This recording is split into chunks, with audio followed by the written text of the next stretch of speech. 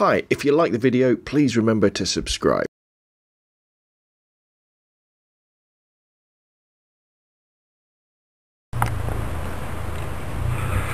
Now, I was wandering around my local library, as I do every now and again, about every 2 weeks, to pick up some more books, and the photography section is right next to the art section.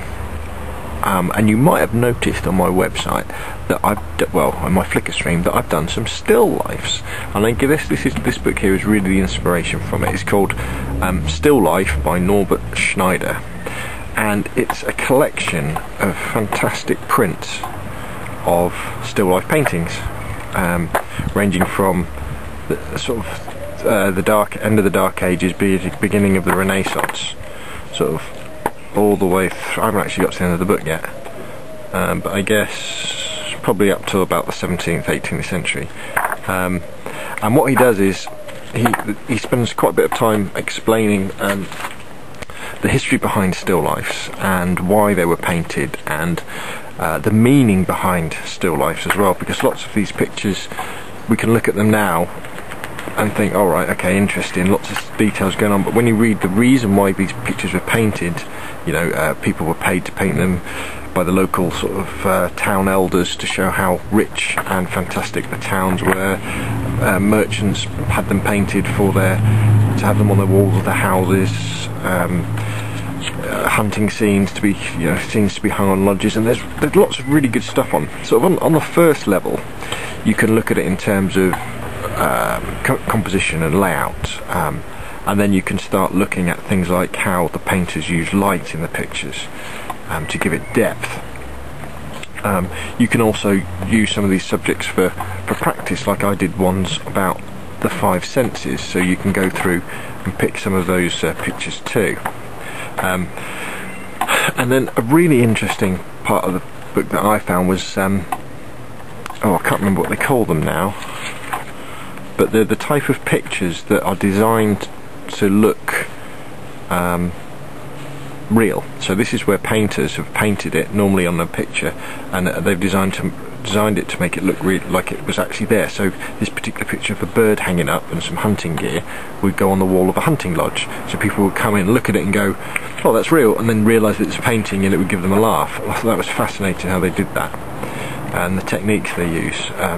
Here we've got some great still life studies, and they look like photographs, but they're not, they're paintings. But it gives you a great idea to think about how you could do still lifes yourself, and maybe give it a bit of a twist with some more modern stuff, or just copy the old masters. Because what you're learning about this is you're setting up a studio with lighting, because the painter can control the light very easily because he's painting it, but as photographers we need to control the light in terms of reflections, for example, on glasses, how the shadows are falling across, the warmth of the picture, etc. And I think and they're great examples to have a go at copying and see if you can reproduce them. The use of colour. What surprised me is the amount of dark background as well, because often in photographs you have lots of light backgrounds, but with these paintings they tend to have lots of black in them to emphasise the subjects. The text is a little bit heavy going, unless you're really into the history of art. But what I found really useful was just looking through these images and really understanding as well the meaning behind lots of these things. Why in this particular example, here comes a helicopter, is the skull been broken up? What is the meaning of the candle? Oh, there you go, that sort of, why would these be peeled, and stuff like that. Let's just wait a sec. Chinook or something. Just going over and finish. What is the meaning of in this particular little shot here? I don't know whether you can see it, but of the navigation equipment, and building that into photographs as well.